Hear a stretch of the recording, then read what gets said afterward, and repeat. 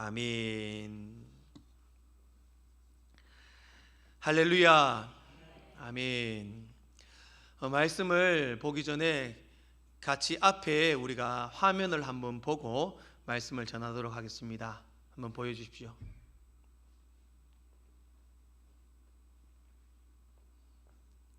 예, 두 가지 그림이 있습니다.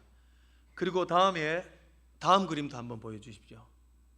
예, 이렇게 세 가지 그림입니다. 이 세 가지 그림의 공통점을 아시겠습니까?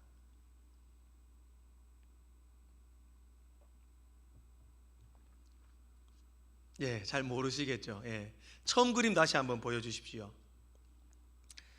여러분 보시는 오른쪽 그림, 이집트에 있는 피라미드입니다. 지금도 세계 7대 불가사의 중에 하나로 불립니다. 그 피라미드가, 그 중에서 가장 큰 피라미드가 지금으로부터 약 4,500년 전에 만들어진 쿠프 왕의 무덤입니다. 밑변의 길이가 230m, 높이가 144m입니다. 엄청난 크기입니다. 실제로 가보니까 저기에 서니까 사진을 찍으니까 사람이 그냥 개미만 하더라고요. 이 피라미드를 건축하기 위해 들어간 석회암이 약 2.5톤의 석회암이 230만 개가 들어갔다고 합니다. 그리고 이 건축물을 만들기 위하여 동원되었던 인부들이 최소 5만 명 이상, 5만 명 이상의 인부들이 몇 년 동안, 35년 동안 공사를 했을 것이다, 그렇게 추측을 합니다. 규모나 어떤 그 건축 방법, 건축에 들어간 재료, 건축의 시기, 인부들까지 매우 어마어마합니다. 그리고 그 옆에 있는 그림, 좀 화려한 궁전처럼 보이는 사진이 인도 아그라에 있는 과거 무술 제국의 화려한 건축물이었던 타지마힐이라는 건축물입니다. 이 타지마힐은 무술 제국의 황제였던 샤자인이라는 황제가 자기가 사랑했던 아내 뭄타즈 마힐이라는 아내가 죽자 그녀를 기리고 추모하기 위하여 만들었던 그 뭄타즈 마힐의 무덤입니다. 얼마나 아름다운지 세상에서 가장 아름다운 무덤이다, 이렇게 알려져 있습니다. 순백색 대리석과 보석을 이용해서 만들었으며 건축에 들어간 비용이 오늘날의 화폐로 계산을 한다면 얼마 정도 되냐면 9,746억 원. 예, 좀 놀라 주십시오. 9,746억 원. 정말 어마어마한 돈이 들어갔습니다. 그리고 이제 마지막 다음 사진이요. 예, 이 사진이 무슨 사진이냐 하면 작게 조그맣게 건물처럼 보이는 게 있습니까? 예, 요것도 다 무덤입니다. 이라크 나자프시에 있는 이슬람의 공동묘지입니다. 세상에서 가장 큰 공동묘지로 알려져 있습니다. 그리고 가장 오래된 공동묘지다.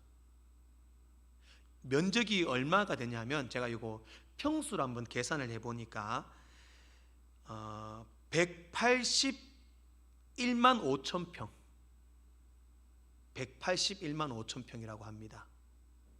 엄청나게 넓습니다. 그래서 보니까 이 상모동의 한 2배 정도 크기 정도 된다고 합니다. 여기에 들어가 있는 시신이 약 500만 구에 이릅니다. 아무나 들어갈 수 있는 공동묘지가 아닙니다. 여기도 왕족이나 귀족, 또 민족의 영웅이나 순교자만이 갈 수 있는 공동묘지라고 합니다. 자, 이 세 그림의 공통점이 뭡니까? 이제 네, 무덤입니다. 다 무덤입니다. 상상할 수 없을 만큼 크고 신비롭고 화려하고 아름답고 세계의 불가사리라 불릴 만큼의 놀라운 장소입니다. 그러나 무덤입니다. 이집트의 최고의 권력자로 살았든지 아니면 명예와 사랑을 누렸던 아름다운 여인이었든지 민족의 영웅이나 순교자였든지 모든 사람은 결국 죽는다.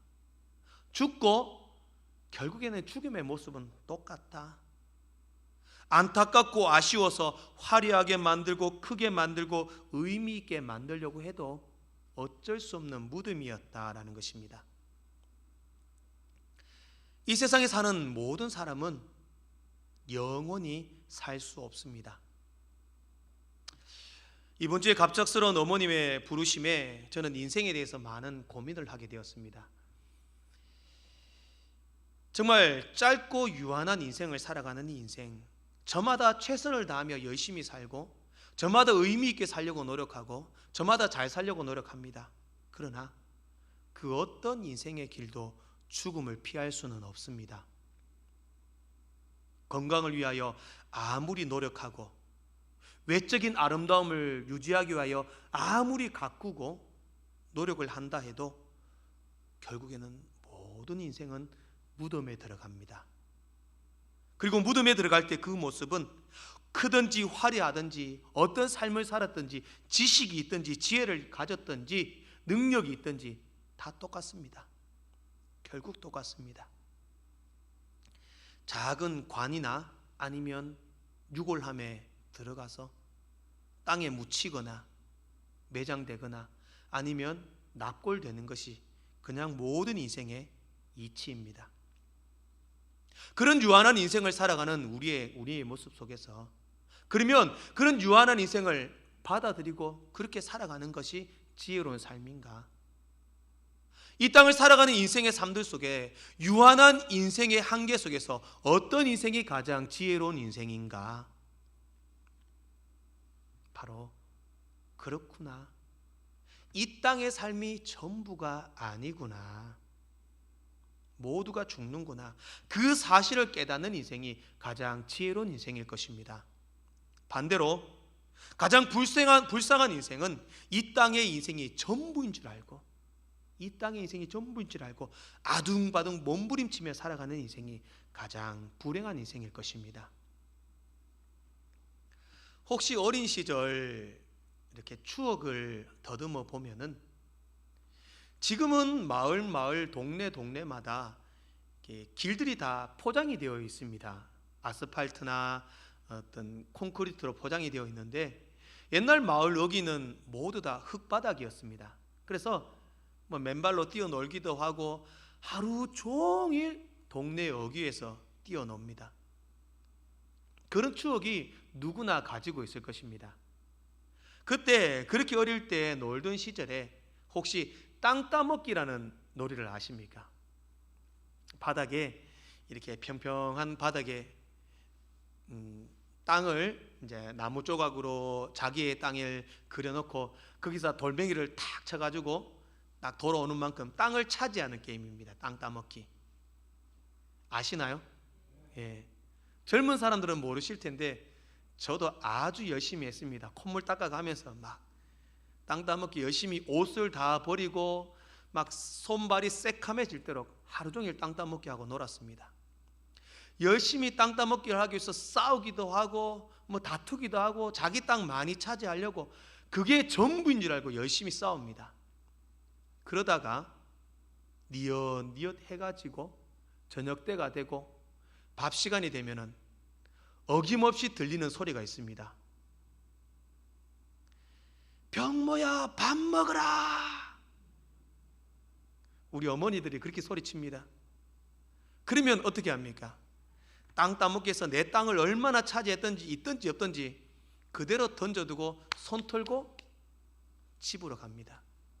집에 가면 어머니가 따뜻하게 밥상 차려놓고 손 씻고 아버지와 함께 오순도순 식사를 하는 그런 모습, 그런 추억들이 있을 겁니다. 결국 인생이 이런 것이 아닐까? 이 땅에서 내가 아무리 땅 따먹기 하고 내 땅을 차지하려고 노력해도 결국 하나님이 부르실 때가 있습니다. 병모야 그만해라, 이제 오너라. 그러면은 이 땅의 삶을 손 털고 다 내려놓고 하나님 앞으로 가야 할 그때가 있을 것이라는 것입니다. 오늘 본문의 내용이 바로 그렇습니다. 이제 예수님께서 십자가에 못 박혀 죽으실 날이 가까웠습니다. 그리고 예수님께서 그들에게 이렇게 말씀하십니다. 이제 내가 십자가에 달려 죽을 것이고 우리가 이제 헤어질 날이 가까웠다. 제자들은 그런 예수님의 갑작스러운 말씀에 매우 당황합니다. 두려움에 휩싸입니다. 제자들에게는 지금까지 예수님밖에 없었습니다. 예수님을 따라다니면 입을 것이 있었고 먹을 것이 있었고 어디에서 잘지 어떻게 살지 걱정하지 않았습니다. 예수님만 따라다니면 그냥 모든 것이 다 자기들의 삶을 누릴 수 있었습니다. 또 예수님을 따라다니면 병든 사람도 치료받고 문제도 해결되고 모든 어려움들이 극복되는 모습을 보았습니다. 그러니 제자들의 삶 가운데는 예수님과 함께하지 않는다는 것을 상상할 수 없었습니다. 그런데 예수님께서 이제 우리 헤어질 날이 되었어. 그렇게 말씀합니다. 지금까지 예수님만 믿고 따라왔는데 청천벽력 같은 말씀을 하십니다. 베드로는 예수님이 어디로 가든지 저는 예수님을 따라갈 것입니다. 그렇게 말을 합니다. 그러나 다른 모든 제자들은 예수님의 말씀에 목자 이런 양처럼 근심할 수밖에 없었습니다. 두려워할 수밖에 없었습니다. 예수님이 안 계시면 우리가 어떻게 살아야 합니까? 그때 예수님께서는 제자들에게 이렇게 말씀하셨습니다. 너희는 마음에 근심하지 말라. 하나님을 믿으니 또 나를 믿으라. 내가 가는 것은 영원히 가는 것이 아니다. 나는 앞으로 너희들이 갈 저 천국을 준비하러 간다. 내가 거기 가서 내 천국을 너희들이 거할 거처를 예비하고 준비할 테니 우리 거기서 다시 만나자. 내가 거기서 너희들을 부를게. 이 땅에 살고 있는 땅 따먹기의 인생 내려놓고 손 들고 내가 부르면 그때 와. 함께 만나자. 그렇게 말씀하고 있다라는 것입니다. 사랑하는 성도 여러분, 불안과 근심과 초조와 걱정이 난무하는 이 세상은 우리의 영원한 집은 아닙니다. 특히 코로나와 같은 여러 가지 질병들과 어려움 때문에 모두가 힘들어하고 어려운 시대를 살아가고 있습니다. 이런 시대 가운데 우리가 위로를 얻고 힘을 얻을 수 있는 것은 이 땅의 삶이 전부가 아니라는 사실입니다. 오늘은 말씀을 통해서 이 땅의 삶이 전부가 아니라 우리는 주님이 예비하신 영원한 본향 저 천국이 있음을 바라보길 원합니다. 우리에게 예비된 저 천국집을 소망하면서 집으로 가자, 집으로 오너라, 그렇게 초청하시는 주님의 음성을 듣는 귀한 시간 되기를 축복합니다. 먼저 첫 번째로 예수님께서는 아버지가 계신 집으로 가자, 그렇게 말씀합니다. 예수님은 천국을 말씀하시면서 본문 2절 말씀에 아버지의 집이다, 아버지의 집이다, 천국을 아버지의 집이다, 이렇게 말씀합니다. 우리가 거하게 될 천국의 영원한 거처를 아버지의 집이다. 그 아버지의 집에는 거할 곳이 많이 있다, 이렇게 말씀합니다. 어떤 한 조사기관에서 지금 직장을 다니는 20, 30대들에게 설문조사를 했습니다. 그래서 어떤 내용이냐면 가장 마음의 평안함과 안식을 누릴 수 있는 장소가 어디입니까? 이렇게 물었습니다. 그러자 많은 사람들이 내가 평안하고 안식을 누릴 수 있는 장소는 이곳입니다, 저곳입니다, 많은 대답을 했습니다. 그렇지만 그 중에서 가장 많은 대답을 한 장소가 바로 집이었습니다. 그래도 집이 제일 평안하고 안식을 누릴 수 있는 곳입니다 라고 대답을 했습니다. 그러면 왜 집이 그렇게 안락하고 편안한 장소입니까? 라고 또 물었습니다. 그러자 대부분의 사람이 뭐라고 말했냐면 부모님이 계시기 때문입니다. 사실 집을 떠나 있어 직장 생활을 하고 타지 생활을 하는 이런 젊은 직장인들에게는 자기가 거처하는 자기의 집이 있습니다. 그러나 정말 마음의 평안을 누리고 안식을 누릴 수 있는 것은 바로 아버지의 집이다. 그 아버지의 집이 불편합니다. 시설도 불편하고 여러 가지 환경도 자기가 살던 곳과 다릅니다. 그러나 편안하게 느낄 수 있는 것은 바로 아버지가 계시기 때문에, 누가복음 15장에 탕자의 비유를 잘 아실 것입니다. 한 부자에게 두 명의 아들이 있었습니다. 첫째가 있었고 둘째가 있었는데, 둘째는 아버지에게 자기의 재산을 먼저 빨리 달라고 합니다. 그 재산을 가지고 타지로 떠나서 생활하게 됩니다. 흥청망청 그 재산을 하루아침에 탕진해버립니다. 먹을 것이 없습니다. 급기야 돼지들이 먹는 음식을 먹으며 생명을 연명해 갔습니다. 후회합니다. 내가 왜 이렇게 살까? 내가 왜 이렇게 살 수밖에 없을까? 그렇게 후회하며 깨달았을 때 이렇게 고백합니다. 누가복음 15장 18절 말씀입니다. 함께 읽어보겠습니다. 시작.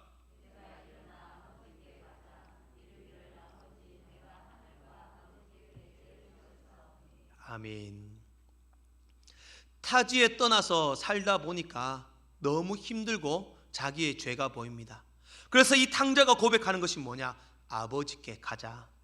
아버지께 가자. 결국 아버지께 가는 것이 집으로 가는 겁니다. 집으로 가는 것이 아버지께 가는 것입니다. 아무리 이 땅의 삶이 고단하고 고생스럽고 힘들어도 아버지의 집에 가면 평안함이 있을 줄 믿습니다. 아버지의 집에 가면 아픔이 씻겨집니다. 쉴 수 있습니다. 기댈 수 있습니다. 위로받을 수 있습니다. 내가 고생했으니 이제 아버지의 집에 가자. 아버지의 집에 가자. 오늘도 예수님께서는 그렇게 아버지가 계신 그 집에 가서 너희들을 위하여 거처를 예비하겠다, 그렇게 말씀하시면서 아버지의 집에 가자. 내가 아버지의 집에 가니 너희들 거기서 다시 만나자 약속하고 있는 것입니다. 예수님은 불안과 절망에 빠진 제자들에게 아버지의 집에 대한 소망을 줍니다. 내 아버지의 집, 그것은 아버지가 계신 천국입니다.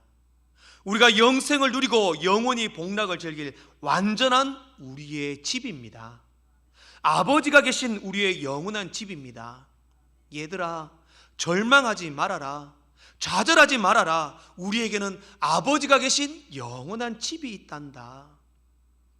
항상 찬양합니다. 높은 산이 거친 들이 조막이나 궁궐이나 내 주 예수 모신 곳이 그 어디나 하늘나라. 할렐루야. 주님 계신 그곳이 하늘나라, 영원한 우리 집 천국인 줄 믿습니다. 하나님 아버지가 계신 저 천국에서 우리 다시 만날 거야. 그때까지 견뎌야 해. 내가 없더라도 이겨내야 해. 너희들의 사명을 잘 감당해야 해. 예수님은 그렇게 제자들을 위로하고 있습니다. 오늘 우리의 바람과 우리의 마지막 소망도 바로 아버지가 계신 저 천국임을 믿습니다. 두 번째로는 가장 안락하고 평안함이 있는 집으로 가자, 그렇게 말씀합니다. 예수님은 아버지의 집으로 가자 그렇게 말씀하시면서 나는 너희를 위하여 거처를 예비하러 간다, 이렇게 말씀합니다. 옛날 성경에는 처소라는 표현을 했습니다. 처소, 거처, 처소라고 이렇게 말을 하면 우리는 어떤 집이라고 생각을 합니다. 헬라어 토포스라는 이 단어는 영원히 거할 장소라는 이런 의미를 가집니다. 옛날에 이렇게 부흥사들이 하는 말이 있었습니다. 뭐라고 말했냐면, 천국에 가면 열심히 충성 봉사한 사람의 집은 대골집이고 아주 큰 집이다. 그래서 교회 헌금 많이 하고 충성 열심히 해라. 그러면 대골집에 살 것이다. 그렇지 않으면 작고 초라한 집에 살 것이다. 그렇게 부흥사들이 이야기를 했습니다. 그래서 이런 유머가 있습니다. 어떤 장로님이 돌아가셔서 천국을 갔습니다. 황금길이 있고 너무 아름답고 화려한 천국을 보고 너무 기뻐하고 만족했습니다. 그렇게 가는데 천국 문턱에 들었을 때 입구에 정말 대골처럼 번쩍이고 황금인 정말 높은 몇 층짜리 좋은 집이 딱 보이더라는 겁니다. 장로님이 이야, 저 집은 분명히 어떤 선교사님이나 목사님의 집일 거야, 그렇게 생각을 했습니다. 부흥사들에게 들었던 설교가 있으니까. 그랬더니만 그 집에서 누가 나오냐면 같이 교회 다녔던 아무개 집사가 그 집에서 딱 나오는 겁니다. 이 장로님이 이제 기대를 합니다. 저 집사 집이 저 정도면 이제 내 집은 장난이 아닐 거다. 그래도 내가 장로고 교회 헌금도 하고 얼마나 충성 봉사했는데 정말 좋은 집일 거다 생각을 했습니다. 그런데 천사가 장로님을 이끌더니만 작고 초라한 단층집을 딱 앞에 가더니만 여기가 장로님의 집입니다 이렇게 말합니다. 장로님이 화가 납니다. 아니, 내가 몇 년 동안 신앙생활하고 얼마나 교회에 헌금하고 충성했는데 내 집이 이렇습니까? 저 집사집은 저렇게 좋은데, 막 천사에게 따졌습니다. 그래야 천사가 장로님, 저 뒤를 보십시오 라고 합니다. 장로님이 뒤를 딱 보니까 자기 교회 담임 목사가 텐트 문을 열면서 싹 나오는 겁니다. 우스개 이야기입니다. 이런 이야기를 보면서 과연 천국이 이런 곳일까? 충성 봉사하면 상급이 있습니다. 분명히 있습니다.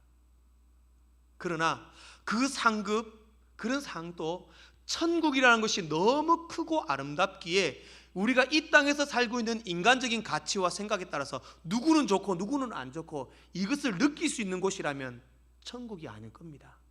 이 땅과 다를 바가 없을 겁니다.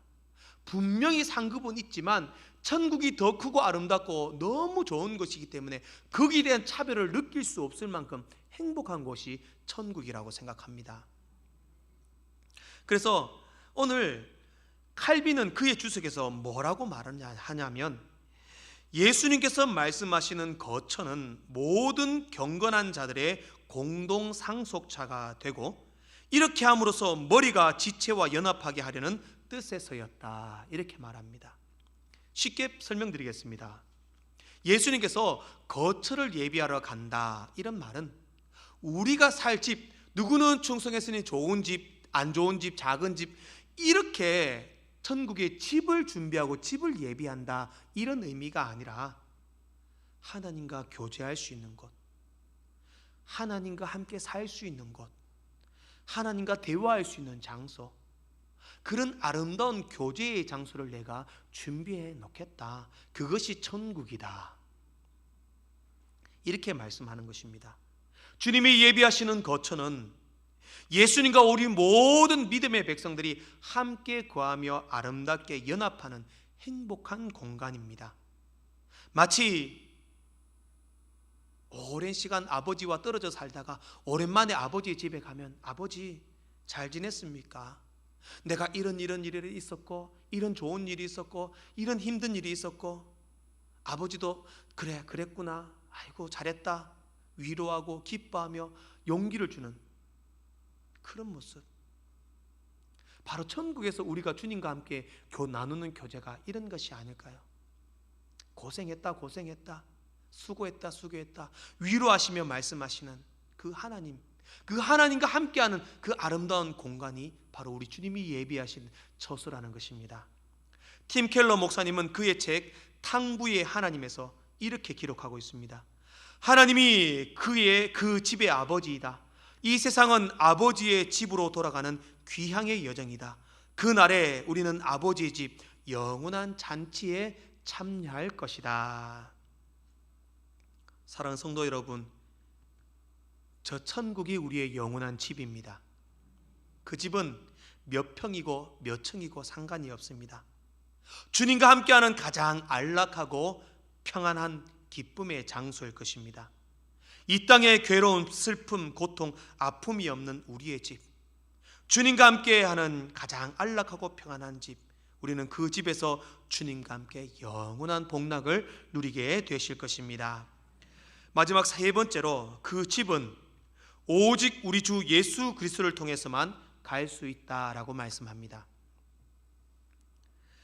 예수님께서 이제 거처를 예비하러 간다 이렇게 말을 하니 예수님의 제자였던 도마가 의심을 합니다. 예수님께서 간다고 했는데, 거기서 만나자고 했는데 우리는 어디로 가는지 알지 못합니다. 예수님 어디로 가는지 말씀해 주셔야지 우리가 가서 다시 만나지 않겠습니까? 의심이 많고 치밀했던 도마가 예수님에 대해서 그렇게 말을 하고 있습니다. 예수님께서 말씀하시는 거처는 내가 너희들을 위하여 집을 준비하고, 여기는 베드로 집이다, 여기는 요한의 집이다, 여기는 마태의 집이다, 그렇게 집을 준비해 놓는 것이 아니다고 말씀했습니다. 거처를 예비한다, 이 말은 예수님께서 내가 그 천국, 하나님과 함께 아름다운 교제를 누릴 수 있는 영원한 장소, 그 천국에 갈 수 있는 방법을 준비하겠다. 아버지가 계시고 가장 안락한 평안함의 장소였던 그 천국이 있다고 할지라도 갈 수가 없으면 의미가 없습니다. 예수님은 먼저 그 천국에 가는 길을 내가 열어주겠다, 내가 그 천국으로 가는 길을 내가 너희들에게 보여주겠다, 그러니 내가 가는 것을 보고 나만 따라와, 그렇게 말씀하는 것입니다. 그래서 6절 말씀에 이렇게 말씀합니다. 예수께서 이르시되 내가 곧 길이요 진리요 생명이니 나로 말미암지 않고는 아버지께로 올 자가 없느니라. 아버지의 집, 영원한 천국은 오직 예수님을 통해서만 갈 수 있습니다.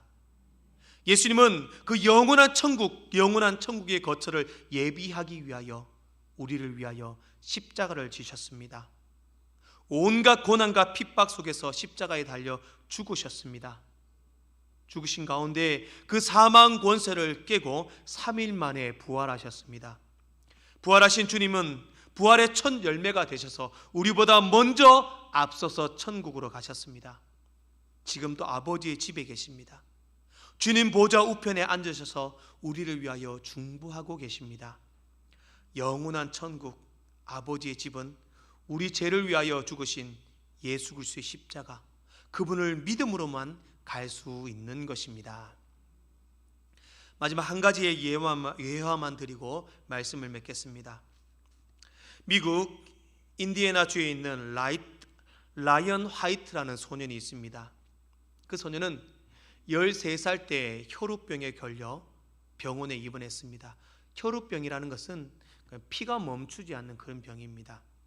병원에 입원했는데 치료 도중에 그 병원 의사와 그 병원 간호사, 여러 병원 관계자들의 실수로 잘못해서 에이즈 환자의 혈액을 수혈받게 됩니다. 그래서 13살 소년이 에이즈에 감염되게 됩니다. 졸지에 아무것도 하지 못하고 죽음만 기다리는 그런 신세가 되었습니다. 에이즈라는 병이 혈액으로 통해서 감염되기 때문에 공기 중으로 호흡으로 감염되는 그런 병이 아닙니다. 그래서 마지막 얼마 남지 않은 인생을 그래도 정상적으로 살기 위하여 학교도 가고 친구들도 만나고 정상적으로 생활하려고 했는데 에이즈 환자라는 것이 알려지면서 사회에서 거부를 당하게 됩니다. 학교에서도 강제 퇴학을 당하고 주위의 이웃들로부터 따가운 시선을 받게 됩니다.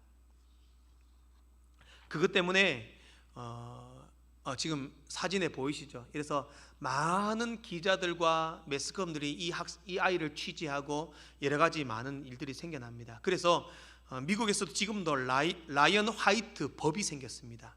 뭐냐면 이렇게 에이즈 환자에 대해서 차별하지 못하는 그런 법이 생겼던 겁니다. 그렇게 이렇게 라이언 화이트가 그렇게 노력했기 때문입니다.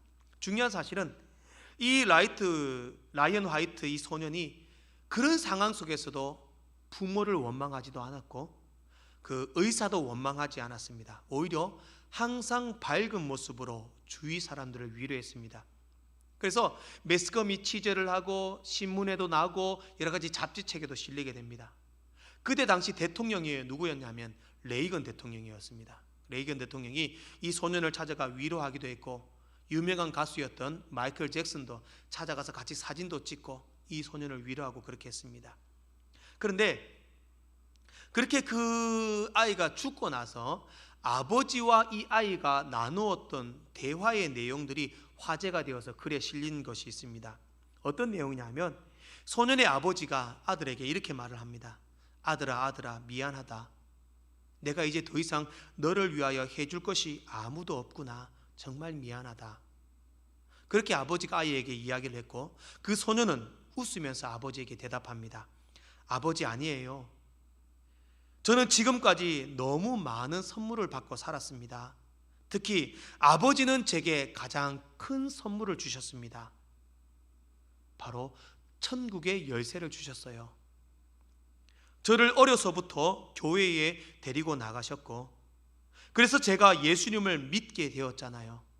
저는 죽음이 두렵지 않아요. 죽어도 천국인걸요.